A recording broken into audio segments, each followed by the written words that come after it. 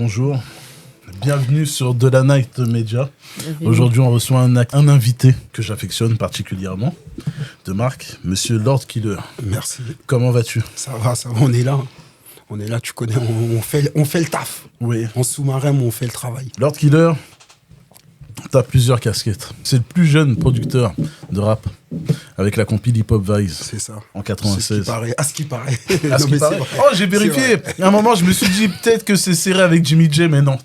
Non, Jimmy J, c'était avant. 19 ans. Ouais, Voilà. ouais, j'étais avant. Et puis même, je veux te dire, parce que j'aime beaucoup Moi, tu vois, je suis un jeune qui a du respect pour les anciens. Je vais t'expliquer pourquoi ma compil est considérée comme la première compil. Je t'ai laissé faire la présentation, mais je vais t'expliquer. Parce qu'effectivement, il y a eu des compiles avant moi. Oui. Mais je vais les expliquer et tu vas Mais c'est pas le même âge. Toi, tu l'as sorti, tu avais 17. Et c'est pas le même concept. Excuse-moi, 130. En fait, avant, il y avait Time Bomb et Rapatitude. Time Bomb est sorti en même temps que moi, et auparavant, il y avait Rapatitude. Pourquoi Rapatitude n'est pas considéré comme une compilation producteur? Parce que c'est un label qu'il produisait. Benny, tu vois, je connais même le nom, c'est un ancien moi. Benny travaillait pour Virgin. Donc, c'est comme si c'est Virgin qui a fait une compile. Voilà. Donc, c'était comme les compiles à l'été, des Energy, de Skyrock, ils faisaient des compiles 1, 2, 3, ils mettaient tous les morceaux et ça faisait des compiles. Mais c'était pas des morceaux vraiment inédits, des artistes qui viennent de partout et qui réunissent à travers un album. Donc ça, c'était le cas de Rapatitude. Okay. Donc il n'était pas considéré comme une compile, mais plutôt, moi je dirais, comme un album concept. Oui. Album concept, parce qu'on va aux États-Unis, on sait. Donc c'était un label, c'était une personne qui pensait, parce que tu vois, Tonton David et NTM étaient sur la même compile, ils se sont jamais vus. Tu vois pas?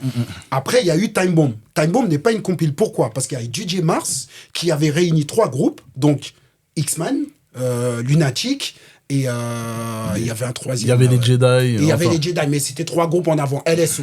Diable Rouge. Et en fait, il avait fait un album qui était sur Mars. Donc le label faisait une compile. Donc c'était soit tu étais dans le crew, dans le label, tu étais dessus, et après il développait. Oui. Donc c'est là où il était fort Mars, parce qu'il avait compris un peu le délire, c'est que il devait placer ses artistes afin qu'ils puissent les faire développer et pour qu'ils puissent maintenant imposer en fait l'artistique. Il faisait le travail d'aujourd'hui, on pourrait appeler la fanbase. Tu vois, donc Internet a toujours existé dans notre époque.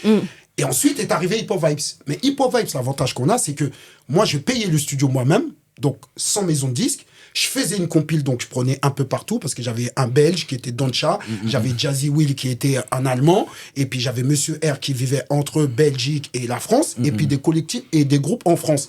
J'avais aucun lien direct avec les artistes. Moi, c'était que la partie artistique. Donc, il était bon, je le prenais. D'ailleurs, il a même fallu avoir Ministère Amer qui n'était pas dessus parce qu'il y a eu des problèmes, qu'ils avaient des problèmes à régler, tout ça. Mais déjà, Stomy me suivait depuis le Hip Hop Vibes 1. Donc, du coup, nous, on était la première compile où j'ai payé, où j'étais en studio et j'ai mis des groupes et j'ai développé. Et l'âge? L'âge, 17 ans, ouais, c'était ce côté-là que les gens aiment bien, parce que c'est ce côté-là, le gars, il a 17 ans, il fait ça, quoi. Mais c'est parce que moi, tu sais, ma maman, c'est le côté haïtien, parce que je pense que tu connais les Haïtiens, le truc qu'ils ont. Ma maman, elle a quitté Haïti pour travailler. Moi, je pouvais pas aller dans la rue. Donc, j'avais un pied dans la rue, mais j'avais un pied à la maison.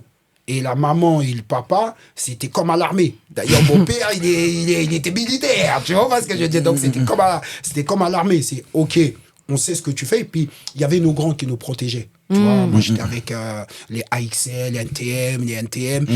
Quand c'était trop grave, ils nous disaient, hey, rentrez chez vous.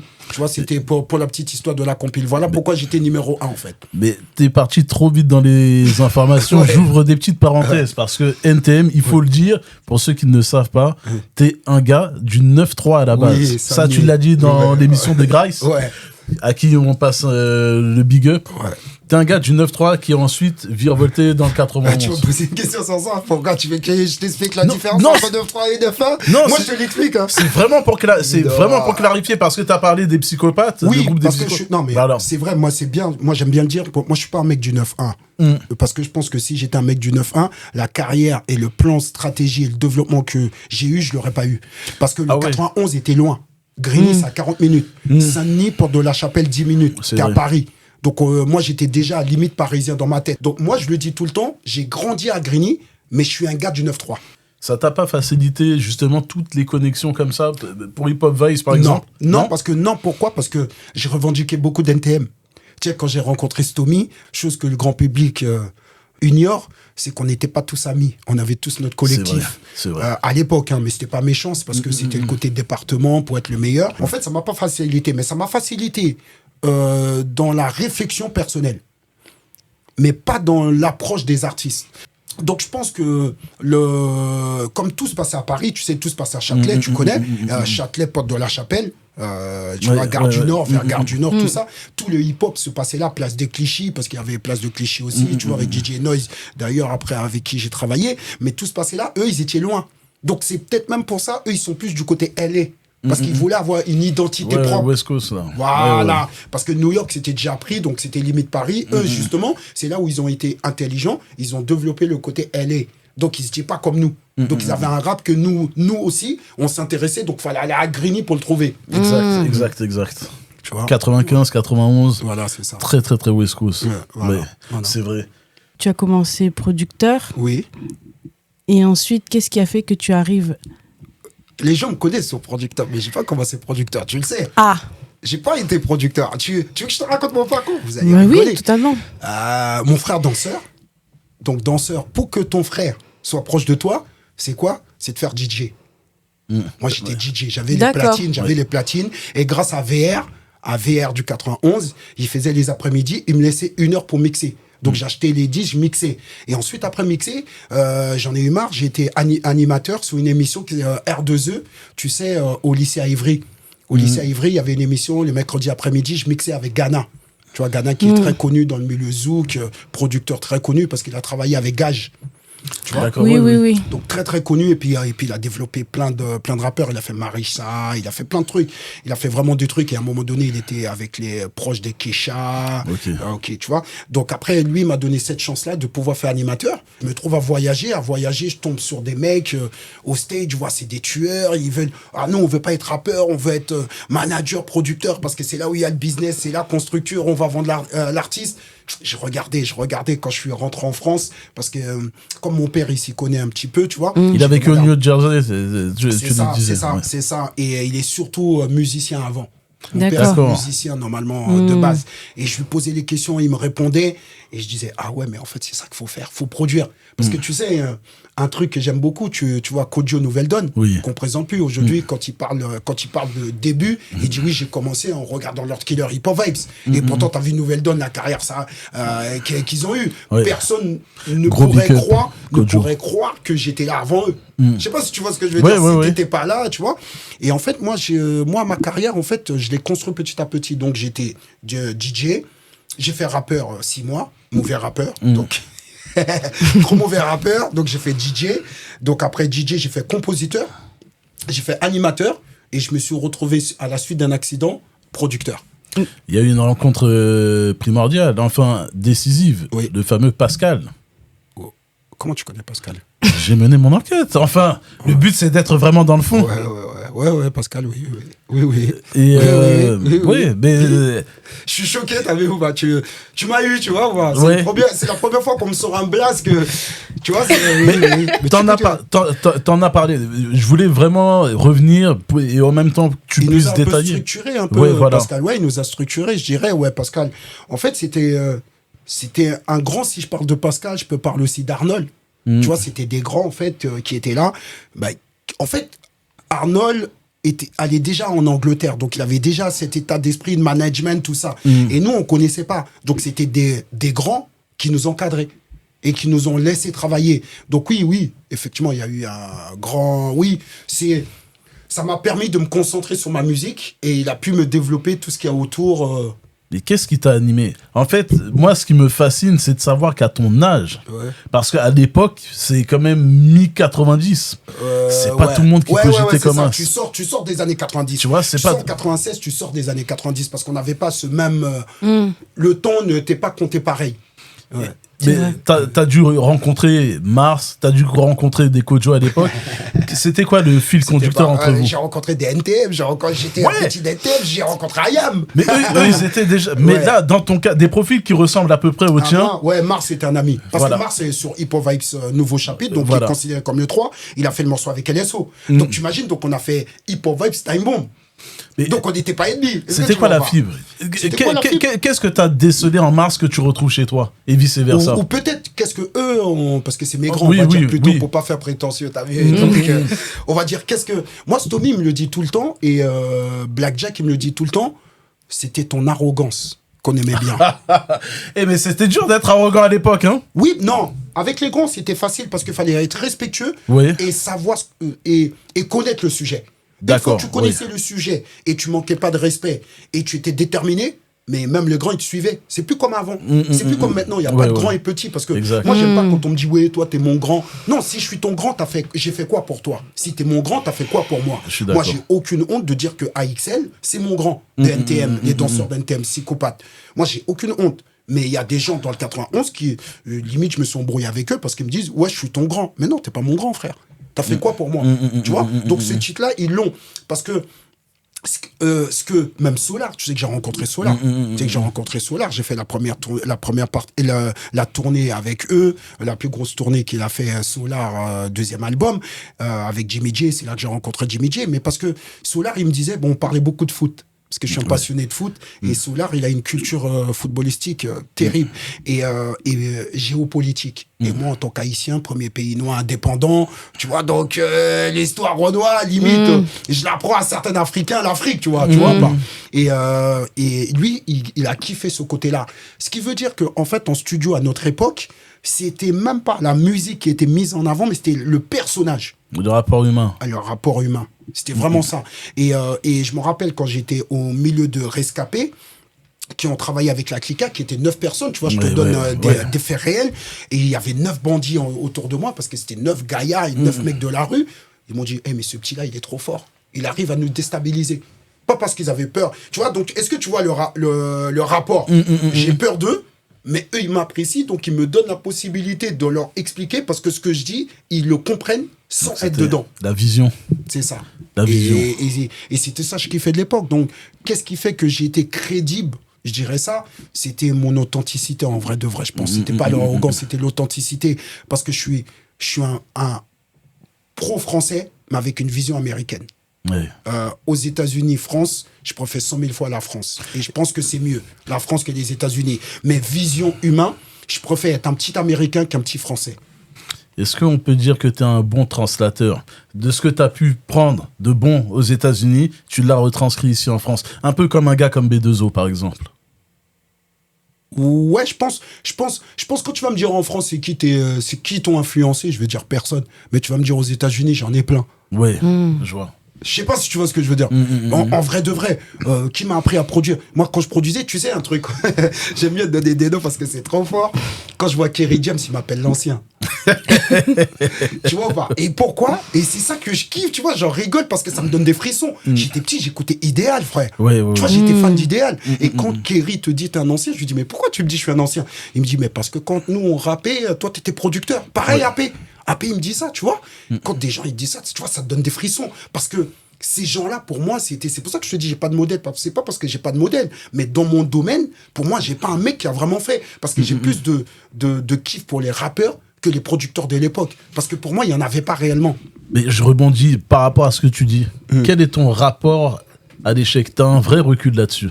Parce que tu sais pourquoi je suis un Américain. Dans l'échec, j'apprends plus que dans le succès. Exactement. Voilà, tout simplement. T'as vu, je bégaye pas, je te réponds. J'ai eu des échecs, mais j'ai appris plus que dans la victoire. Et j'aime bien les échecs parce que ça me remet en question et je peux avancer mieux. Parce que quand je fais un pas en arrière, je fais 2 pas en avant après. C'est comme les maths. Au moins, avec l'échec, tu sais que ça fonctionne pas. Voilà. Regarde, la première compile 96 Hip Hop Vibes. Oui.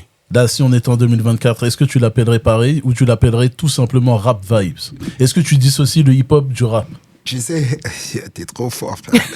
Parce qu'on m'a posé cette question, on m'a dit, est-ce qu'en 2024, ta compile pourrait exister? Enfin, il y a un pote à moi, on discutait. Parce qu'il m'a dit, à l'époque, parce que toi, c'était vraiment le hip-hop. Mais c'est pour ça que je rigole. Parce qu'on me dit, maintenant, il n'y a plus d'hip-hop. Si, il y a du hip-hop. Je suis d'accord. Il y a du hip-hop. Mais à notre époque, À notre époque, il n'y avait pas du hip-hop, mais il y avait des MC. Je préfère qu'on soit humain. Tu me dis, voilà, toi, tu es un ancien. Dis-moi clairement, qu'est-ce qui a foiré? Qu'est-ce que tu as réussi? Pourquoi le rap est là? Parce qu'on a une part de responsabilité. De dire que le rap, il était bon et que maintenant c'est mauvais, c'est dire que c'est la faute des petits. Mais si les petits, ils font, c'est que quelque part, nous, on est responsables. Mais est-ce que nous, on avait la possibilité de changer? À un moment donné, oui. Au début, non. Par rapport aux MC et aux rappeurs, première question, c'est quoi la définition de MC par rapport à rappeur? Et deuxièmement, est-ce que le fait qu'il y ait moins de MC, c'est à cause justement d'un manque de transmission? Je te corrige juste, la définition de MC, c'est dur d'avoir une définition objective. Oui, voilà. mais je veux dire, en général, voilà ta définition du MC et du rappeur. Moi, producteur, moi, Lord Killer, donc t'as vu, je te dis, moi, Lord Killer, c'est que pour moi, un MC, même si t'aimes pas il kicker, tu bougeais la tête. Et qu'un rappeur, t'es pas obligé d'aimer. Parce que, surtout de nos jours, il va aller dans les côtés mélodiques. Il va limite chanter. D'accord. C'est pour ça qu'il y a plus de trucs. Et pour moi, en fait, la différence entre un MC, parce que tu as des MC aujourd'hui. PLK, c'est un MC. Et pourtant, c'est un petit jeune. LECK, c'est un kicker. Et pourtant, ils sont jeunes. Tu vois, je peux te donner des noms de petits. Quand on me dit, ouais, il n'y a pas de kicker, Niska, c'est un kicker. Qu'on aime ou qu'on n'aime pas. Qu'on aime ou qu'on n'aime pas. Je dis pas qu'on doit aimer. Mais on peut pas dire qu'il n'y a pas de MC aujourd'hui. Il y en a. Mais avant, quand tu allais en studio, c'était ouais, et là tu pouvais sortir ton disque. D'accord. S'il n'y avait pas cette réaction au studio, même si ton son pour toi c'était le meilleur, tu le sortais pas. Tu trouves pas qu'il y a moins justement de ces personnes, comme je dis, les faux potes de studio qui débarquent? Ouais, c'est du lourd ce que tu fais, alors que le truc, quand t'étais rincé, on te le faisait savoir. Et je me rappelle au studio, je veux pas donner des noms, il y a des mecs qui étaient dans le même collectif qui disaient, mec, va refaire ton 8 là, mais tu vas nous foutre la honte, toi, c'est comment? Je me rappelle. Aujourd'hui, non. Aujourd'hui, tu te rends compte, un titre que moi-même j'écoute. Vous imaginez, c'est un top line, le premier couplet. Le mec ne chante pas. Après, j'ai rien contre. Parce que moi-même, je l'écoute. Mais frère, c'est un top line. Donc, c'est-à-dire que tu n'as même pas écrit en studio. Et ça devient presque le morceau de l'année. Et tu vois, quand j'écoute, par exemple, un SDM, je suis bluffé. Il est bon. Mais tu vois pas ce que je veux dire. Il est très bon. T'as vu, je te donne des noms que moi-même, je trouve dans la jeunesse, il y a du bon. Mais il faut aller trier. Tandis qu'avant, tu avais le choix. Maintenant, il faut aller trier. Et c'est ça l'avantage de Internet. Je rebondis juste par rapport à ce constat. Par rapport à l'époque, voire même, juste même le début des années 2000. Est-ce que tu t'es retrouvé maintenant à apprécier des rappeurs que tu n'appréciais pas à l'époque? Et là, tu les apprécies tellement la qualité, elle est descendue. Je suis obligé de te poser cette question.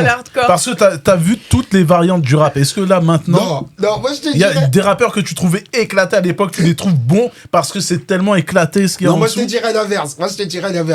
je te dirais que les rappeurs d'avant ne peuvent pas critiquer les rappeurs, pas le public. Certains rappeurs d'avant ne peuvent pas critiquer les rappeurs d'aujourd'hui parce qu'ils étaient aussi rincés qu'eux. Non, mais je te réponds clairement. Moi, il y a des rappeurs d'avant qui étaient là avant, qui ont duré. Si c'est aujourd'hui, ils n'auront pas eu carrière. Je te dis la vérité. Par contre, à l'inverse, il y a des rappeurs, tu parlais que Booba, il est là depuis le début. Et pourtant, il est encore là, qu'on aime ou qu'on n'aime pas. Oui. Tu vois, qu'on dit c'est un influenceur ou pas. Il est là depuis le début. Moi, pour moi, ce qui veut dire qu'on peut. Il enchaîne les masterclass. Caris, qu'on aime ou qu'on n'aime pas, à 36 ans, il a montré qu'on pouvait encore faire des trucs. Ouais, c'est vrai. Donc peut-être tu parles d'un mec comme ça parce qu'il a commencé à être fraîche et maintenant il est devenu Caris. Donc peut-être à fraîche, il n'a pas eu la même carrière, mais je dirais plutôt, est-ce qu'il était à cette époque-là? Est-ce que c'était pas lui personnellement? Non, mais c'est pas lui, mais je te prends l'exemple de lui qui a commencé jeune, qui a éclaté longtemps. C'est pas négatif parce que pourquoi? Est-ce qu'il était lui-même mature et est-ce qu'il avait pris le rap comme un vrai challenge où il s'amusait? Mais à l'époque de Fresh, quand tu prends le rap qu'il faisait, il faisait de la phase. Voilà. Est-ce qu'il avait vraiment sa place dans le niveau, il était élevé. Là, au niveau de la trap, je trouve que le genre musical, c'est celui qui lui va au niveau trap. Si on me dit que Caris est lourd, oui, je vais dire il est lourd dans la trap. Ouais. Mais après, si on vient sur du boom bap, des gars comme Youssoupha, des gars comme même Nekfeu, il le bouscule là-dessus. Mais maintenant, ils sont plus dans ça, justement. C'est ça le truc. Ils font de la drill, ils font drill. Ils font trap, ils font trap. Il n'y a plus ce mélange-là, tu vois. Tu écoutais NTM, Joey Stark, t'aimais pas ou pas, il faisait du raga des fois. Ouais, c'est vrai. Il faisait du raga. Mais non, ils sont plus dans ça, les gars. C'est limite même, il y a certains rappeurs connus, tu enlèves leur couplet, tu le mets sur une autre musique, t'as l'impression c'est la même musique. Et vice-versa. C'est vrai. Et vice-versa. Tu remets leur son sur un autre truc, c'est pareil. Tandis que dans un album, t'avais déjà 14 ou 18 titres, c'était des vrais albums. Maintenant, les albums, t'as 8, 9 titres, 12 titres. Tu vois, en fait, c'est... Moi, je suis quelqu'un, en fait, comme je suis formateur, comme je suis dans les sociétés civiles, je dirais c'est les époques qui ont changé. Et pour moi, pour pas critiquer les rappeurs, moi, je dis une chose, parce que j'ai des enfants, la jeunesse récolte la pensée et ce que la jeunesse dégage. Quand t'apprends à 15 ans, un petit se fait assassiner, à notre époque, c'était inimaginable. À 15 ans, tu tuais quelqu'un. Parce que tes potes eux-mêmes, ils allaient te casser les dents. Mais là, tu vois, on rebondit sur le social. Il y a une part de... Mais sociétal. Le rap est devenu sociétal. C'est un problème sociétal. Mais là, ça engage un peu la responsabilité de tous les acteurs, que ce soit les artistes, que ce soit les médias. Les parents. Les médias. Je suis d'accord là-dessus. Prise de conscience. Mais là, je rebondis. À l'époque, tu pouvais tomber sur des titres comme celui de Roca, Les Jeunes de l'Univers. Ouais. C'est très rare d'en trouver de nos jours. Oui, en tout cas, sur de la drill, un morceau de drill. Et en plus, regarde, tu connais un peu le parcours de Roca, on le connaît. C'était des bandits, ces gars. Exact. Et ils prenaient pas le côté voyou. Ouais. Daddy Lotzi, clac, c'est un tueur. Tu vois et pourtant, il y avait cette conscience de dire, hey, les gars, unissez-vous et on avance. Tu sais, il y avait cet état d'esprit parce que je pense que c'est grâce même à eux, au phénomène de bande, qu'on a pu se rencontrer. J'ai vu un film dernièrement à Marseille, à Bordeaux, un petit qui l'a fait, et j'ai vraiment apprécié. Il a fait ce côté, en fait, il a mis que c'était deux grands frères de deux cités ennemies qui allaient discuter pour les petits. Et après, tu sais comment il a fait finir? Il a dit, vous êtes des boxeurs, allez sur un ring. Et chaque cité était comme ça. Il y a encore l'esprit de loyauté là-dedans. Mais nous, c'était comme ça. Ouais, c'était pas sur un ring, mais c'était, ah ouais, d'accord, lui, t'as fait un truc, mais je connais un mec, ok, on appelle, on se donne rendez-vous, mais allez vous taper. Le premier qui sort, c'est celui qui a gagné. Mais aujourd'hui, frère, tu vas te battre, tu vas avoir un coup de couteau. Aujourd'hui, tu vas te faire tirer dessus. Aujourd'hui, excuse-moi, frère, j'ai peur quand... Moi, je te dis la vérité, j'ai peur à un moment donné, j'ai des enfants. J'ai pas envie que mes enfants, ils pleurent tout le temps, en fait. J'ai pas envie que ma femme, elle pleure tout le temps. Faut arrêter à un moment donné. Regarde. T'as vu, t'as côtoyé le dehors, t'as côtoyé les deux, le monde de la musique. Cet excès de violence... Et je dirais même, t'as oublié un troisième, j'ai côtoyé l'éducation de ma mère. C'est ce qui font ton environnement social. On est d'accord. C'est ça. Mais quand tu fais c'est mon constat à moi, je trouve que les plus violents sont généralement les plus faibles. C'est-à-dire qu'à l'époque, ce sont des gens qui auraient jamais tenu une seconde dehors. Après, je sais pas. Après, ils sont forts avec le couteau, avec les tartés. Je vais t'expliquer une scène. Un petit qui a mis un coup de couteau à un autre petit. Je l'ai rencontré, je lui dis pourquoi. Tu sais ce qu'il me dit, le petit? C'est parce que j'ai eu peur. Ah, tu viens dans sa cité. Écoute bien. Tu viens dans sa cité avec 3 personnes. Lui, il est tout seul. T'as eu peur que lui, il vous casse les dents en 3. Et en panique, tu lui sors le couteau, tu lui mets le coup de couteau. Voilà. Inconscient. Et ça, il y en a plein. Inconscient. Tu vois, je suis d'accord. Et c'est pas ce que tu dis. C'est pour ça que je t'ai expliqué. Mais je trouve ça malheureux de fou. Donc tu imagines. Ton point de vue. Et ça, je pense qu'il devra plus avoir des Adama Kamara. Tu vois, Kamara qui se bat. Voilà. Et je pense qu'il devra avoir plus de mecs comme ça, plus de mecs comme Kerry James, parce qu'il n'en parle pas, il fait beaucoup. Youf du 7-8. Voilà. Et il devrait avoir plus de personnes comme ça qui réunissent et on fait un délire intercité. Parce que quand tu les écoutes, ils n'aiment pas la France. Mais ils défendent un territoire français. Mais à un moment donné, vous êtes un problématique. Ils foulent le sol même français. Vous êtes né en France, donc quelque part, tu sais un truc tout con. Souvent, je dis à mes enfants, parce qu'ils partent souvent aux États-Unis, et je leur disais tout le temps, tu es né en France. Tes parents, moi je suis, haïtien. Tu vois, il n'y a pas de problème.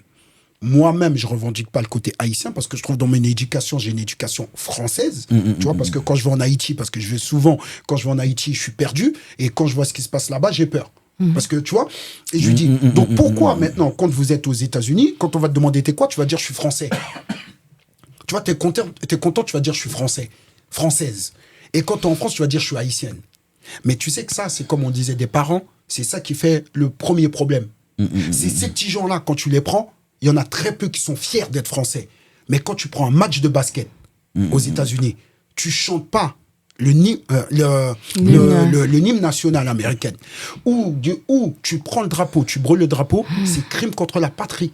Et pour de vrai? Oui, crime contre la patrie. Ok. Crime contre la patrie. Et là, on parle du basket régional. Parce que tu sais que la NBA, c'est considéré comme régional. C'est le play-off qui est national. Parce que c'est le côté Est, conférence, c'est des conférences. Donc, c'est des régions. Donc, maintenant, à sens inverse, je prends l'exemple.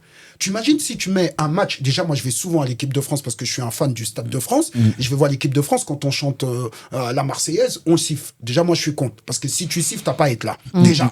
Parce que tu viens supporter ou t'es contre. Si t'es contre, tu viens pas. Ou sinon, tu te mets dans l'autre truc. Et même les adversaires ne sifflent pas l'hymne de l'autre. Donc, tu vois, le respect entre partenaires. C'est celui qui fait plus de bruit quand on chante son truc. Tu connais un peu le football et tout. Mais c'est comme si tu dis maintenant, en football, au niveau région, donc si Île-de-France joue contre la Gironde, on chante la Marseillaise. Tu imagines ce que les gens vont dire? Ouais, on veut nous imposer les idéologies françaises, on n'est pas des Français. C'est ça peut-être qu'il faut changer. C'est le côté patriotique. Et être fier d'où tu... Parce que, après, c'est mon avis personnel, comme tu disais, ça c'est mon avis. Si tu es fier d'où tu... Il y a des problèmes en France, on peut en parler. Il y a des problèmes en France. Mais on n'est pas les plus mauvais, je pense. Il y a plein de gens qui ils sont en non-sens. Entre les propos qu'ils tiennent et la vie qu'ils mènent dans les faits même, ils sont une contradiction totale. Mais bon. Total. Un mec à la cité, il a le Rolex. Mais frère, tu fais quoi? T'es au RSA, t'as le Rolex, frérot.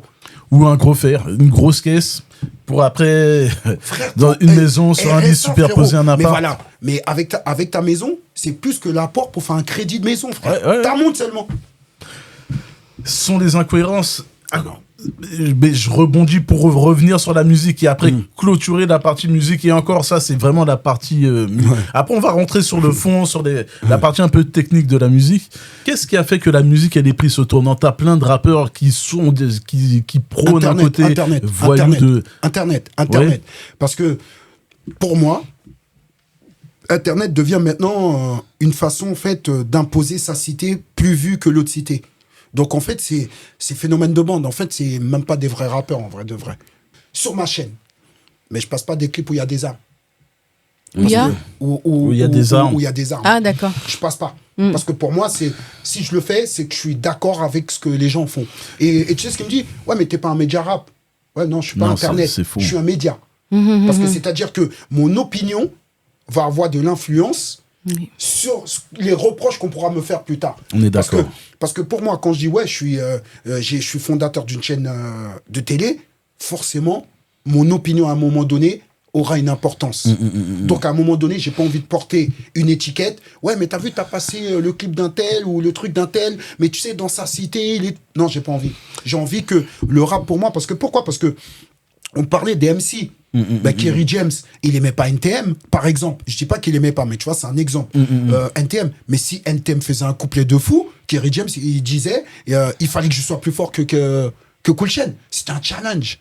C'était une compétition. Aujourd'hui, c'est pas dans la compétition. Aujourd'hui, c'est lui qui va avoir la plus grosse voiture, le plus de femmes, le plus d'armes dans leur clip. Le plus de K ou de M sur les réseaux sociaux. Voilà. Parce que ça leur... ils mettent ces ingrédients pour avoir le plus de K. Tu vois, sur Internet. Moi, je pense que premier responsable, c'est Internet, mais c'est pas une mauvaise chose. C'est parce qu'on le prend dans le mauvais chose. Dans le mauvais sens. Mais c'est pas une mauvaise chose. Par rapport aux médias, tu as donné ton point de vue. Là, tu as le droit de répondre ou non. Qu'est-ce que tu reproches aux autres médias qui justement, se voient acheter de l'espace publicitaire par des maisons de disques ou et qui, au final, ont une ligne éditoriale qui, pour moi, voilée. Bon. Ça veut dire qu'ils feront la promo de trucs qu'ils trouveront claqués, mais ils le feront parce qu'ils ont besoin d'avoir le compte en banque plein. Tu vois, qu'ils font passer, qui se disent hip-hop, mais qui font passer le business avant. Et là, à partir du moment là où il y a du business, comme disent pas mal d'Américains, maintenant, il y a les MC, il y a les rappeurs. Les rappeurs rappent pour l'argent. Les MC, ils sont là pour la culture. Ouais, c'est vrai. Donc, pour moi, un média qui se dit tel quel et qui, au final, caresse dans le sens du poil d'un artiste parce que la maison de Scud lui a envoyé 14 000 de promos, je trouve ça très dérangeant. Ça dessert la culture. Qu'est-ce que tu penses de cette vision, de mon point de vue? Mais pour moi, déjà, en fait, en vrai de vrai, il n'y a pas de... En tout cas, quand tu prends chaîne de télé, il n'y a pas de chaîne de télévision autour de la culture. Je suis d'accord. Je suis le premier. Oui. Tu vois, je te le dis franchement. Trace, c'est généraliste. Moi, je suis le 19e diffuseur. C'est pas moi qui le dis, c'est CSA qui le dit. Tu vois, non, mais on parle clair. On parle clair, je te réponds clair. Je me permets juste de te... Parce que tu as anticipé une de mes questions. Parce que Hip Hop Vibes TV, tu te considères comme un média généraliste ou indépendant ou hybride? Parce que tu as de l'indépendant. Est-ce que c'était pour répondre justement à un manque? Un besoin, voilà. Mais par rapport à qui, les indés? Oui, parce que je l'ai fait. Parce que, en fait, tu sais que j'ai repris les études en 2016 pendant le Covid. Tu vois, j'ai fait VAE, je dis, attends, comment ça? Parce que, tu vois, j'avais déjà fait l'universitaire. Ouais, t'as une licence. Attends, voilà, j'avais déjà un niveau quand même. Mais je me suis dit, attends. Le seul truc qu'il a fait de bien, ce Macron, c'est la VAE. Il le rend accessible, ça coûte que 800 €. Et après, ça te fait un diplôme universitaire. Et quand tu montes ton diplôme, il n'y a pas écrit VAE. Tu es diplômé. C'est ça. Mais je dis, mais c'est magnifique ce qu'il a fait. Moi, je vais voir si je suis capable d'expliquer aux gens mon métier que je connais depuis 20 ans. Je dis, bah allez, hop. Je devais le faire sur 2 ans. Je l'ai fait malgré le Covid en 12 mois. Et c'est encore parce qu'il y avait le Covid. Et je l'ai eu avec mention. C'est super. Voilà un témoignage. Franchement, félicitations. Ben oui. Parce que VAE, c'est 3 ans. Hein. Ouais, j'ai eu c'est 3 ans. En moins d'1 an pendant la période de Covid. Parce que tu sais qu'ils hésitaient s'ils faisaient quand même en visio. Parce qu'ils ont mis du temps pour décider. Et ils faisaient quand même des présentiels, mais avec l'espace, tout ça. Et moi, ils l'ont fait en visio. Et je te dis franchement... Et la fac m'a dit, en fait, il faut que vous veniez à la fin de l'année témoigner votre parcours parce qu'elle est merveilleuse. Oui. Doyenne de Mulhouse. C'est la chair du Ouais, c'est vrai. Ouais. Tu sais pourquoi? Et je l'ai fait et je deviens quasiment pour la doyenne de la fac de Mulhouse et surtout pour la responsable de VAE, donc qui est Madame Zitouni, tu vois, je te donne son nom. Un mec qui vient de Saint-Denis, qui reprend des études, qui fait ça, qui a toujours connu et qui est capable de remplir les conditions universitaires, ben c'est chaud. Elle m'a dit félicitations. Mais elle s'est battue aussi pour que mon dossier puisse rentrer dans les colonnes en me conseillant. Elle m'a dit, après, si tu sais écrire, si tu es capable d'expliquer, mais attention, l'université, tu connais, c'est pas la rue. C'est quand même des théories, c'est des trucs, quand on te demande thèse, c'est thèse, quoi. C'est pas, t'arrives, tu racontes ta vie. Non, c'est limite, tu fais intro, introduction, déroulement, développement, conclusion. Si t'es hors sujet, t'es hors sujet. Et je te jure, sur ma vie, un frère, en 5 minutes, ils ont coupé. 5 minutes après, ils reviennent. Ils me disent, monsieur Passon, on peut rien vous dire, vous avez votre diplôme. Tu vois, et normalement, tu dois attendre 1 semaine pour avoir une réponse. Mais par rapport, je t'ai coupé, t'étais sur l'explication de Vibes TV.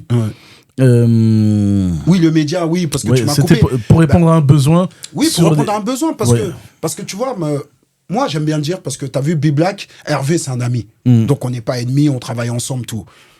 Vision africaine. Donc, c'est-à-dire, ils sont beaucoup sur l'Afrique. Trace TV, ils peuvent me raconter ce qu'ils veulent.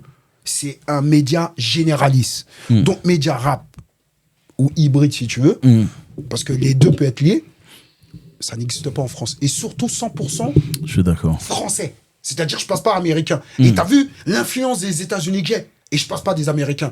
Parce que je me dis, je sais comment il faut changer les choses, comment il faut faire pour changer les choses. C'est pour ça que, au début, c'est pour ça que je me suis permis de dire que pour moi, tu fais partie de ces gars qui sont de bons translateurs de ce qui se fait là-bas. C'est vrai. Et tu l'adaptes ici. Oui, je trouve que des gars comme B2O l'ont fait. Oui. Les gens pourront le critiquer. Le gars, pour moi, a enchaîné les masterclass pour montrer la voie de l'indépendant. Et tout à l'heure, pour revenir, je ne me rappelle plus exactement du terme que tu as dit, bosser avec des structures comme les majeurs ou, par exemple, les sociétés civiles, mais avancer dans le sens sans se corrompre, forcément. C'est ça. Ouais. Avec une identité propre, avec une vision. C'est-à-dire que, tu as vu, j'ai mon média, j'ai la télé, mais je ne pense pas, c'est plutôt toi qui pourra me le dire, j'ai pas changé depuis Hip Hop Vibes. Tu vois, je suis même devenu plus gentil. Pourquoi je suis devenu plus gentil? Parce que je deviens une tête à atteindre. Pour qu'ils disent, ouais, mais ça raconte, il a son média. Mais quand j'étais Hip Hop Vibes, t'as vu, je te dis, le mot qui me définit le plus, c'est l'arrogance. Mais aujourd'hui, tu peux plus être vrai avec certaines personnes. Donc, je me mets en retrait. Je me protège et je mets une équipe. Pas parce que je ne veux pas, c'est parce qu'on ne peut pas travailler en équipe avec tout le monde. Parce qu'à un moment donné, il y a le rapport de force. Arrête le rapport de force parce que maintenant, aujourd'hui, on n'a plus 10 ans. Tu vois, on arrive plus dans les 50 ans qu'en dans les 40 ans ou dans les 20 ans. Donc, on a tous un vécu. Si tu as un vécu, je te connais. Si tu me connais pas, c'est que tu n'étais pas là. C'est tout. Après, maintenant, je dis pas que je suis un dinosaure ou je suis un meilleur, je suis un truc. Non, c'est que 96 à 2024, le hip-hop, rap, MC, il n'y en avait pas beaucoup. Tu vois, il aurait dû avoir Kerry James, mais il avait un problème avec des droits, il n'a pas sorti d'album. Parce qu'il était produit avant avec La Vie est brutale, je ne sais pas si tu te rappelles. Il avait 12 ans. La Vie est brutale, il était fort. Mais il y a eu des galères et après il a plus sorti son album, je crois qu'il avait 19 ans. Pendant 7 ans, il était bloqué. Mais normalement, je pense qu'ils auront été les premiers indépendants. Je pense. Et ça a été quoi ton constat pour créer hip-hop Vibes TV. Vibes TV, pardon. Vibes TV, parce que on est la première musique. Parce que moi t'as vu, je te disais que je suis autour de la culture hip-hop. Donc, je m'arrête pas que au rap. Je passe aussi du zouk. Pour moi, les mecs, quand ils disent urbain, c'est mauvais. Moi, je me rappelle Michael Jackson, moi, avec la musicologie, parce que j'ai étudié un peu une musicologie, la musique pop noire aux États-Unis, on disait la musique urbaine. Donc maintenant, quand on dit la musique urbaine, c'est pas forcément quelque chose de mauvais. Donc c'est-à-dire c'est une nouvelle musique, c'est une nouvelle tendance qu'on n'arrive pas à avoir une classe ou qui n'existe pas dans des catégories. Mais là, tu vois, tu as utilisé le mot tendance. Ouais. Vibes TV. Est-ce que vous pouvez ressortir un titre genre de 96, de 98? Ah, pas de chance, ça existe parce qu'on a la catégorie classique. D'accord. Et je passe dans le classique, j'ai 60 titres que je passe par semaine et je change. Je passe 60, donc tu peux tomber à n'importe qui. Un exemple, j'ai Ayam Petit Frère, j'ai Booba, en plus j'ai fait exprès, j'ai Booba et La Fouine Reste en chien. Oui. Tu vois ou pas? Donc, tu vois, on est hip-hop. Parce que c'est pas tout le monde qui le fait. Et, donc, effectivement. Parce que quand je voulais le faire, je te dis la vérité, l'équipe technique et l'équipe commerciale ont dit ouais, mais tu prends position, tu veux faire. Parce que je dis non, il y a 3 catégories hip-hop. Pour moi, il y a avant 90, parce qu'en 80, dans les années 80, on était perdus. Tu vois, on savait même pas si c'était du hip-hop, on faisait n'importe qui. Donc, il y avait cette génération. Ensuite, il y a eu la génération 90-2004. Et après, il y a eu la génération après 2004. Ouais. Mais encore, même la génération 2004-2024, tu peux déjà le diviser en 3 catégories. Exact. Tu peux le faire 2004-2008, 2008-2016 et après 2016. Ou 2016 et après 2016. Parce qu'après, il y avait l'avant-trap qui dominait, après la drill, ensuite, suite. Tu vois? Donc, tu vois, au niveau de m'intéresser, je m'intéresse quand même à l'évolution. T'as fait une comparaison avec la pop américaine, Michael Jackson. Ouais. Dans l'essence même, pour faire, je veux venir, c'est de la black music. Oui. Bon. La culture hip-hop est basée sur la black music. Oui. Quand tu dis un Français rappeur, il pense à quoi? Casquette baggy noire. C'est lui, hein, c'est un Français. Donc c'est la black music. C'est là où je veux en venir. Tu vois ce que je veux dire? Jamais ils vont te dire ouais, mais il y a des noirs, il y a des blancs, il y a des trucs. Par contre, il y a des mecs comme Nekfeu qui sont forts et qui sont blancs. Oui. Je dis pas que le rap appartient aux noirs. Mais à l'image de la France, quand on parle de rappeur, on voit un noir baggy casquette. On voit même pas un noir baggy casquette. Mais ça fait longtemps, même les petits rappeurs de maintenant, depuis 8 ans, ils mettent même plus de casquettes. S'ils mettent des casquettes, c'est des casquettes Louis Vuitton. Donc en vrai de vrai, ils ont même plus le dressing, le code dressing que les gens pensent. C'est faux. Parce qu'ils nous voyaient comme des b-boys, en un mot. Quand t'entends certains types de beats et qu'on veut associer ça à la culture, alors que ça n'est plus du rap. Les gars pensent rapper dessus, mais ce sont des up-tempo, c'est limite de la dance. Il y a 3. De la Zumba. Par exemple, il y a des rythmiques que je retrouve très beaucoup à Marseille. On peut pas... Pour moi, ça n'est pas vrai de dire que c'est du rap. Regarde, ouais, je suis totalement d'accord, frère Lamif. Moi, en fait, faut pas mélanger le rap. Pour moi, tu sais, il y a un rappeur, je vais pas le citer, quand je l'ai écouté, moi j'avais l'impression que c'était la techno. C'était technotronique. Un rappeur qui marche actuellement, c'est de la technotronique. Donc ils ont rien à voir avec les codes rap. Et pourtant, ils marchent. Hein. Et on me dit, ouais, c'est la drill. Ah ouais, c'est ça la drill. Donc c'est la drill, en fait, ils ont pris la drill anglaise, qui avait l'influence pop, et en fait, c'était clubbing. C'est même plus pop, c'est clubbing. Donc t'as raison. Parce qu'il y a une partie de musique que t'écoutes aujourd'hui, mais c'est club en fait. Ça n'a rien à voir avec le rap. C'est club. Et ma question, elle en est à là. Oui. Mais après, en même temps, t'as aussi des gens qui sont très forts, qui sont très influencés et qui sont très influence afro. Mais moi, je kiffe parce que pourquoi ? Moi, je te dis, mon père était musicien. Mon père, il a fait du compas. Mon père, il aurait aimé d'entendre le compas à la télé. Moi, pendant un moment donné, quand j'ai arrêté le rap de 2002 à 2007, j'étais management. J'ai fait du management des plus gros groupes haïtiens. Par exemple, Haïtienne Troubadour. Moi, je représentais Fabrice Rosier, qui est le producteur de la compile. Donc, moi, j'ai été dans le compas. Donc, quand j'écoute, en fait, un mec qui fait les codes, tu vois, par exemple, je peux te donner un nom. Quand j'écoute Franglish, je suis un kiff. Elle a trop parlé, nanana, elle a trop pas. Mais tu fais du zouk, frérot. Je suis charmé. Mais tu fais ma musique, développe ma musique. Mais ne me dis pas après. Après, eux-mêmes, ils disent pas qu'ils font. C'est pour ça qu'on dit urbain. Donc, on dit plus rap. Maintenant, la question que tu devras me poser, c'est est-ce que le vrai rap existe ? Il existe. Il existe. Mais c'est par rapport à ce genre de musique, quel est le positionnement de Vibes TV ? Moi, je passe tout. J'ai demi-pension que j'ai mis. Tu vois, tu me poses des questions. En plus, c'est vrai, c'est concret. Demi-portion, personne ne le calcule. Et c'est un mec qui fait du vrai rap et qui arrive à remplir des festivals. Il fait beaucoup de festivals. Grand big up à lui. Tu vois, et moi, je le passe demi-portion. Et demi-portion, je le connais pas. Tu vois, pour te dire. Donc, moi, ces questions-là, chaque question, tu me réponds, moi, je te réponds. Moi, je veux faire une chaîne pour le hip-hop. Donc, demi-portion, il place. J'ai un truc classique. J'ai, tu vois, les anciens. Et en plus, dans classique, je veux des morceaux de 90 à 2000. C'est-à-dire, quand tu sors de 2000, t'es plus dans classique. T'es dans confirmé dans 2008. Donc, c'est-à-dire que c'est un clip que les gens veulent écouter, mais qu'ils ne voient plus à la télé. Tu vois, donc, frère, c'est pas pour me la raconter, j'ai une vraie vision de la télévision. Parce que pour moi, ma télé, demain, je veux qu'il soit net vision. C'est-à-dire que c'est une télévision que tu regardes, mais c'est comme si tu étais sur Internet et tu apprends des choses et c'est plus propre. Mais j'ai besoin de YouTube, j'ai besoin des réseaux, et ça devient un complément pour développer ma télé. Ma télé, c'est comme ça que je le vois. Donc maintenant, tu vois, la musique, je passe tout. En fait, en un mot, pour te répondre, je passe pas la musique parce que tu as 100 000 cas.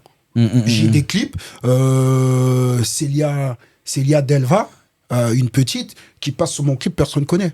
Mais je la passe. Quand le producteur a appelé mon gars, il a dit « Ah ouais, il passe le truc. » Mais le clip, il est bon, frère. Il est propre, la musique, elle est mignonne.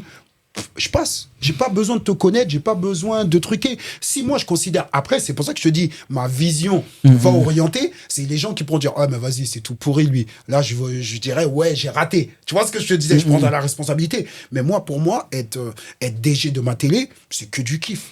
Parce que je peux mettre en avant toute la musique hip-hop ou toute la musique actuelle. Parce que je me considère plus musique actuelle, mais dominance afro, je suis pas fermé, tu vois. Donc quand tu vois, tu parles à certains, tu vas sortir des trucs comme ça, ils vont dire moi je connais pas ou j'aime pas. Non, c'est des trucs tendance. Donc il y a des bonnes choses. Tu vois, pareil pour Eva. Eva, il y a des titres que j'aime bien, mais il y a des titres que je déteste. Mais il y a des trucs qui sont sympas, tu vois. C'est à toi d'aller chercher. Tu sais, la télé, elle n'est pas facile. C'est comme quand tu écris. Toi, tu es journaliste, quand tu écris, quand tu fais c'est jamais facile. Maintenant, c'est justement, qu'est-ce que je vais aller chercher pour intéresser les gens sans être faux, tu vois, en restant moi-même et sans vouloir, en fait, aller vers ce public-là. Parce qu'en allant vers ce public-là, peut-être je me plante. Donc, la Vibes TV, il y a quand même une DA, il y a une direction artistique. Oui, il y a une question. Ouais. Ça t'est arrivé souvent de refouler des projets de structure? Oui, souvent, mais parce que déjà, nous, on passe pas des clips d'armes. Par exemple, il y a un grand artiste qui a fait un clip que je kiffe vraiment, mais il y a trop d'armes. Et j'aime vraiment. Mais je peux pas le passer. Tu vois? Et cette personne-là, je le connais, peut-être quand il va me voir, il va me dire pourquoi t'as pas passé mon clip. Tu vois, mais j'aime vraiment le morceau. Après, il faut qu'on le rappelle, je ne l'ai même pas signalé, Vibes TV est disponible sur la Freebox. Sur la Freebox, normalement 2024. En avril, si tout va bien, Orange et Bouygues. C'est ça. Et on rentre chez Molotov et les télévisions connectées. Parfait. Ouais, tu vois, donc on sera partout. À partir de, on va dire en mai, on est partout. Parce qu'on sera pas sur SFR, mais c'est un choix. Vibes TV, un média à soutenir, oui ou non? À soutenir, oui ou non? Par exemple, je suis un manager d'artiste, je suis un producteur indépendant, je suis un artiste même, autoproduit ou même signé. Est-ce qu'on doit suivre Vibes TV, les soutenir? Parce que est-ce que Vibes TV se veut être la vitrine de tous ces profils? On suit parce qu'on a, tu vois, mais en fait c'est trop intéressant ton interview parce que tu poses vraiment des vraies choses. Mais nous on le fait, on a une commission, on a une boîte mail sur Instagram, t'envoies les clips, il y a 5 clips qui rentrent sans te connaître. Donc on fait une commission d'écoute. D'accord. Et on n'a pas besoin de te connaître, on n'a pas besoin. Oui, on fait parce que je pense que sans les petits, on va pas pouvoir durer. Mais là maintenant, on rentre un peu plus dans le technique. Sans rentrer dans trop de définitions, on sait que tu es dans les sociétés civiles, on sait comment ça fonctionne, les diffusions de clips avec les ISRC et compagnie. Moi, je suis un gros défendeur de l'indépendant. Oui. Qu'est-ce que Vibes TV peut affirmer à une structure indépendante s'ils sont diffusés chez Vibes TV? Est-ce qu'il y aura une rémunération, ne serait-ce que pour la SACEM ou par exemple ceux qui sont affiliés à SCPP ou SPPF? Oui, parce que par contre, je t'explique bien. Tu disais une chose tout à l'heure.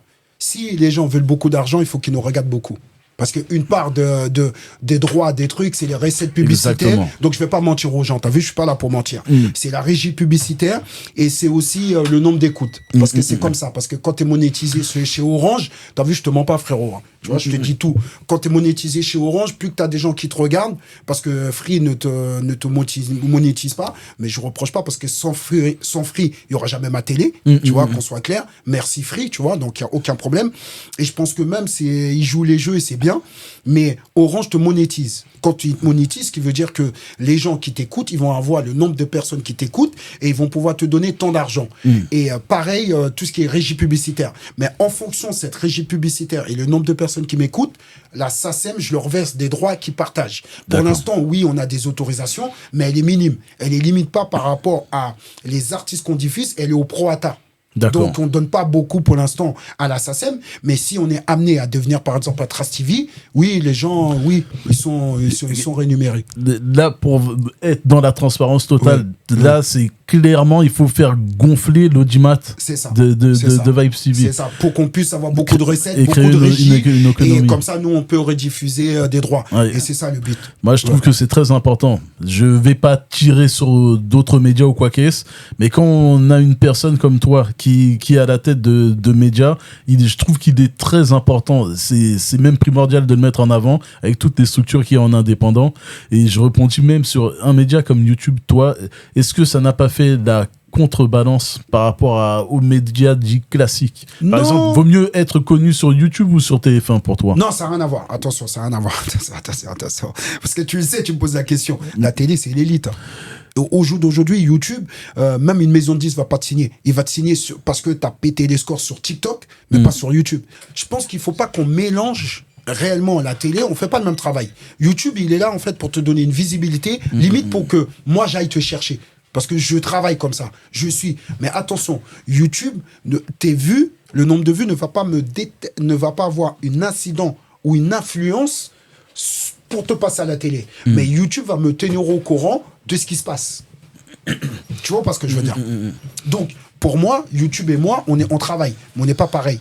Parce qu'aujourd'hui, quand tu dis, je prends 3 marques pour pas faire de la publicité, tu prends Nike, Adidas ou GoSport, tu leur dis, tu as une chaîne de télévision, ton clip passe, ils vont sponsoriser. Mais si tu as 1 million de YouTube, ils savent que non, il n'y a rien. Par contre, tu dis, tu as 1 million sur TikTok, ils vont te sponsoriser. Je sais pas si tu vois ce que je veux dire. Donc, ça veut dire que l'élite, la télé, c'est pas pareil. Je voulais rebondir parce que tu es dans le consulting. Ouais. Et dans les sociétés civiles et consulting, ouais. Et j'ai fouiné, j'ai regardé les interviews dans lesquelles t'as pu être. Ouais. Tu as dit, ça m'a fait sourire. Ouais, mais je touche même très bien en faisant du consulting. Là, tu vis maintenant ta principale de consulting. Ouais. C'est auprès de Art Academy.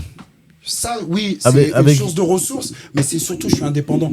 Ah, d'accord. Ah, tu fais du d'accord. Ah, mais je fais conseil et consulting. Je savais pas ça. Ouais, je fais conseil et consulting. Est-ce qu'on peut parler de ton expérience avec Art Academy? Oui, parce que je suis formateur et référent à l'Art Academy. Donc, l'Art Academy, c'est quoi? C'est une école qui apprend, en fait, le métier de la musique. Donc, aussi bien pour devenir producteur, pour devenir éditeur, pour tout simplement devenir manager. Tu vois, même les artistes peuvent suivre ça parce que pourquoi ça, ils ont les armes en fait pour pouvoir se défendre. Tu vois, comme ça, quand tu vas parler aux gens, tu connais un peu ton domaine, tu vois, c'est important. Donc oui, à l'Art Academy, c'est mon travail. Donc je suis vraiment formateur, donc associé avec une connaissance que tu connais depuis Long Jack, si on peut dire. Ouais, J-Kill. Voilà, à qui on passe le grand bonjour. Ouais, premier disque d'or, un D. Ouais, 3 fois plus efficace. C'est ça, ouais. Ça t'a passé du côté de la pédagogie, qu'est-ce que ça t'a... Est-ce que pour toi, c'est une ça te sert à confirmer ton expérience? Il y a Valou qui m'a dit, en fait, c'était normal. C'était ton travail déjà. Une suite logique. On voyait que tu étais déjà dans le business, en fait. Donc, ouais, pour les gens qui me connaissent, qui suivent mon parcours, c'est logique. Pour toi, c'est quoi? C'est une sorte de retraite? Non, parce que... Non, c'est pas une forme de retraite parce que, tu sais, nous, on a des contrats comme maison de disques. C'est le nouveau challenge. Moi, je dirais pas c'est la retraite parce que pourquoi? Parce que les rappeurs, en fait, ils sont souvent produits par des majors ou par des grosses structures et on défend pas leur intérêt. Tu vois, en fait, en vrai de vrai, moi, contrairement aux rappeurs, je dirais les vrais problèmes, c'est les négociations des contrats. Exact. C'est pas les sociétés civiles. Parce qu'un truc, quand tu fais une licence, aujourd'hui, il y a des maisons de disques. Quand tu fais une licence, ils te laissent tes droits voisins. Donc, tu peux avoir des subventions. D'autres le gèrent. Donc, c'est une question de comment tu vas négocier. Donc, tu vois, donc en fait, le vrai problème, c'est la négociation. Et je pense pas que je suis à la retraite parce que c'est là où j'interviens. Parce que je travaille avec un avocat, un cabinet, JABBA, tu vois, à Place de Clichy. Tu vois, Maître Théodore, pour en citer qu'un, mais ils sont deux, tu vois. Et je travaille avec eux, et qui est dans le droit intellectuel et propriété privée. En plus, c'est un confrère, un haïtien. Donc, si vous avez besoin d'un avocat, il faut aller le voir, parce qu'il va vraiment défendre vos intérêts. Donc, moi, je fais du consulting auprès de Maître Théodore, et je trouve ça kiffant, parce que tu sais que tu passes, en fait, la négociation. Tu sais que ta vision va avoir un impact sur la carrière de l'artiste. Donc on ne peut pas dire je suis à la retraite, je suis pas manager. Mais dans le concret là-dedans, est-ce que des artistes après te disent ouais Lord, j'aimerais que on avance ensemble et suis-nous sur du long terme? Oui, parce qu'en général les artistes en fait on travaille sur un an. Parce que ça m'intéresse pas moins, parce que tu sais il y a toute la partie juridique, stratégie, gestion.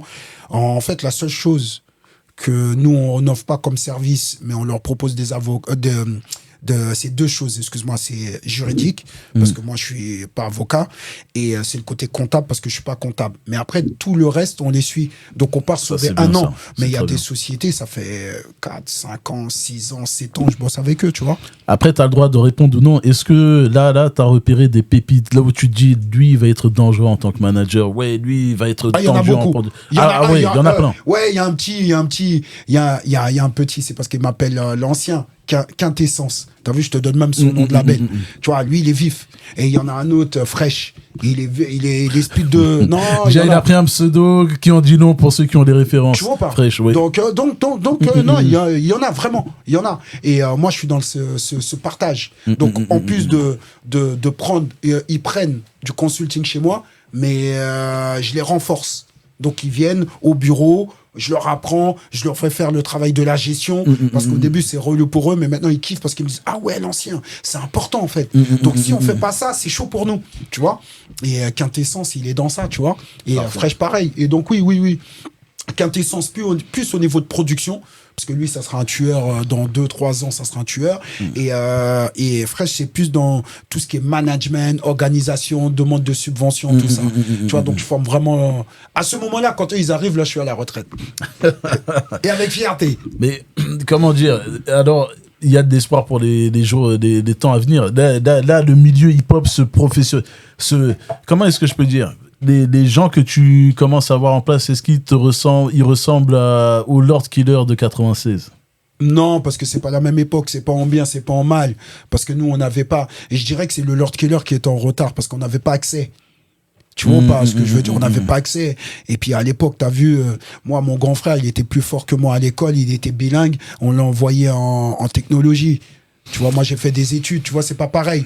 Aujourd'hui, n'importe qui à la cité, il a un niveau scolaire universitaire. Je suis d'accord. Mais à l'époque, de Lord Killer de 96, il n'y avait pas de gars comme lui pour lui donner les clés. Oui. Il y avait des gars déterminés, mais est-ce qu'il y avait des gars qui te ressemblaient? Non, parce que j'allais aux États-Unis. Là, la donne, elle a changé. Là, toi, t'es là, tu repères les petits. Est-ce qu'on peut dire que ça sentira bon pour le futur? Oui, forcément. Forcément, parce que, tu sais, un truc... moi, ma fille, elle est née dans le rap français. Donc, elle écoute que du rap français. Et pourtant, elle a 22 ans. Moi, j'étais obligé d'aller chercher du rap quinri. Les petits d'aujourd'hui, ils ont plus besoin de ça. Avant, il fallait écouter... Il fallait limite même aller à New York pour voir les nouveaux sons. Parce que tu te rappelles, à New York, ça sortait 6 mois avant en Europe. Mais total.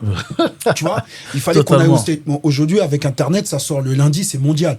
Et là, en plus, on vient sur de la musique. Tu vois, tu m'inspires une question. New York, pour citer New York, je sais pas si tu te rappelles à l'époque, fin 90, début 2000, il y avait des gars qui faisaient des compiles de New York. Ouais. J'avais discuté, j'ai oublié le nom non, je dis compiles, des mixtapes. C'était pas Monsieur R, non? Non, c'était avec des ricains. C'était des Français qui étaient... C'est ça. C'était pas JR et Wing. Non, c'était pas les JR et Wing. Ah ouais? C'était des gars, ils traînaient souvent avec l'équipe de Vrung. Ah ouais? Non, mais parce que pour moi, les premiers qui ont fait ça, c'était l'équipe justement à Monsieur R et Assassin. Ils faisaient ça parce que Rockin' Squad vivait à New York. Ouais, non, c'était... Après, ils faisaient ça, mais c'était pas sur eux que j'étais tombé. C'était pas eux. Les gars, les types vivaient de mixtape. Oui, c'est vrai. À New York, il y a cette réalité. Ici, il y a eu ça, plus ou moins. Il y avait des gars comme les Alpha 520, etc. Mais est-ce que tu penses qu'il est encore possible que, je reviens encore sur le côté indé, les indés vivent totalement de leur musique? Oh, mais ils vivent mieux, frérot. C'est faux. Le mec, attends, je te prends un exemple. Il y a un petit que j'ai en consulting. Frère, le mec, il prend 120, 130, frère. Mais voilà. 120, 130 que pour des singles, frère. À l'année, frère. Ça lui fait 10 000 balles, frère. Par mois. Quand t'as ça, t'es 4 supérieurs, gros. Ouais. Mais je lui dis, est-ce que t'es conscient, en fait, de tout l'argent? Je fais, t'as plus de personnes qui touchent le SMIC que qui touchent un salaire comme toi. Tu vois? Mais maintenant, le problématique, c'est que qu'est-ce qu'ils font avec cet argent? C'est ça le problématique. Moi, je gagnais 10 euros. À l'époque, j'investissais. C'est pour ça que j'ai plus d'argent. J'investissais pour développer ma musique. Je gagnais pas d'argent, mais je développais. Et puis, j'avais cette reconnaissance. Tandis que le petit, il gagne son argent. Limite, quand il gagne ses 10 000 balles, il va à Galerie Lafayette, il va acheter pour 4 000 euros. Tu vois, c'est ça la différence. C'est pas trop est-ce qu'il gagne plus d'argent, c'est est-ce qu'il pense au futur. Tu vois? Et je pense qu'il y a un vrai problème de la jeunesse actuelle qui pense pas au futur. Et en plus, ils dépensent l'argent. Et pour moi, comme je leur dis tout le temps, aujourd'hui, quand tu es malin, tu payes 15%. Quand tu n'es pas malin, tu payes 33%. Donc, c'est-à-dire que les 10 balles que tu gagnes, il y a déjà 3 balles 33 qui n'est pas à toi. Donc, si tu dépenses 8 balles, tu dois déjà 3 euros à l'État. Donc, tu es déjà endetté. Exact. Meilleur exemple. Après, là, pour moi, c'est... Quels sont les projets à venir, l'actualité? L'actualité de Lord Killer, c'est de monter un groupe média. Avec prétention, je te dis. C'est d'avoir une chaîne de radio, une autre chaîne de télévision, et limite revient dans la presse écrite. Accès culture? Oui. C'est osé. Presse écrite, oui. Même calibre que les radicales. Mais c'est que ça. Mais ma vie, c'est que ça. Ma vie, c'est que ça. Ouais, c'est ambitieux. Je vais pas dire que c'est impossible, ce sera dur. C'est ultra ambitieux, c'est une vision. Oui. À l'ère du numérique, revenir avec de l'écrit, je valide. C'est arrogant. C'est comme tu l'as dit au début. Ça, en fait. Mais c'est ça. Parce que tu sais un truc, regarde. Tu te rappelles, quand on était jeunes, on mettait des baggy. On nous disait qu'on était des baggy, c'était voyou zoulou. Mais maintenant, on appelle ça oversize. Mais c'est des baggy et c'est à la mode. Est-ce que tu vois, on va le truc? C'est à la mode. Donc, je pense qu'en vrai de vrai, la presse écrite n'a jamais été morte. Je prends l'exemple du Parisien. Parisien, tu sais, ils ont arrêté le numérique. Parce que je suis un mec de finance, j'aime beaucoup. Ils avaient arrêté le numérique. Et ils avaient arrêté le papier, ils développaient que le numérique. Et là, ils sont revenus dans les papiers. Vision. La vision. Si le Parisien le fait, un gros groupe comme ça, et ça marche, comment dans le rap, on n'arrive pas? Moi, j'en suis. C'est le contenu que tu vas donner dedans. Et c'est là que ça devient un challenge, comme tu dis. Après, c'est des challenges, la vie. Hein. Je suis confiant. Ouais. Je me fais même pas de soucis. T'étais là déjà en 96, t'es toujours là, en 2024. Et t'as vu, on n'est pas aigri, hein. On arrive à raconter des belles choses du rap. J'aime encore la musique, j'aime encore le rap. Et je trouve des belles choses dans le rap. Je suis très confiant. J'aime pas tout, mais il y a des belles choses. Comme à l'époque, comme tu disais tout à l'heure, tu vois, ça me fait plaisir. Toi, un ancien, tu disais à l'époque, il n'y avait pas que du bon. Mais pour les gens, tout ce qui se faisait était bon à l'époque. Non, il y avait des trucs. Il y a un rappeur que je prends en référence. Il est entre le niveau. Pour moi, personne n'est nul. Oui, c'est vrai, ça, ouais. Mais il y a un niveau qui est entre le nul et ce rappeur. Ouais. Et je trouve qu'il y a beaucoup de rappeurs de maintenant qui sont au niveau de ce seuil que j'estime critique. Ouais, c'est vrai. C'est vrai. Et qui marche. Mais lui, qui était faible à l'époque, là, de nos jours, mais il cartonnerait. Voilà. Il cartonnerait. Voilà. Ouais, ça m'étonne pas. Non, ça m'étonne pas, c'est vrai. C'est vrai. Et même s'il rappait faux, on aurait dit qu'il crée une tendance. Mais totalement. Dante Killer, franchement, je te remercie énormément pour cet échange. Ouais, c'est moi qui te remercie. J'espère qu'il y en aura un nouveau. Pas de problème. Hein. Lorsque le groupe Média aura pris, qu'on puisse ressasser celui-ci. Vraiment, merci. J'invite vraiment toutes les personnes à suivre Vibe CB. Je pense que c'est une structure sur laquelle on va pouvoir compter. Au moins, on essaye d'être passionné et de faire avancer la chose. Parce que tu sais, il y a une chose pour moi, c'est quand tu meurs, quel héritage tu laisses. Et l'héritage, c'est pas toi qui décides. C'est les gens qui disent. C'est vrai. Les gens qui font, ils n'ont pas besoin de parler. On parle. Leurs actes parlent pour eux. C'est ça. Hip-Hop Vibes en parle. Ouais, c'est vrai. Et en plus, le producteur le plus jeune. Ouais, c'est vrai. Je te dis, c'est une véritable fierté. Merci. C'est une véritable fierté de t'avoir en face. Merci. Voilà. Je suis vraiment content et je te remercie de nous avoir accordé du temps. Avec plaisir. Avec plaisir.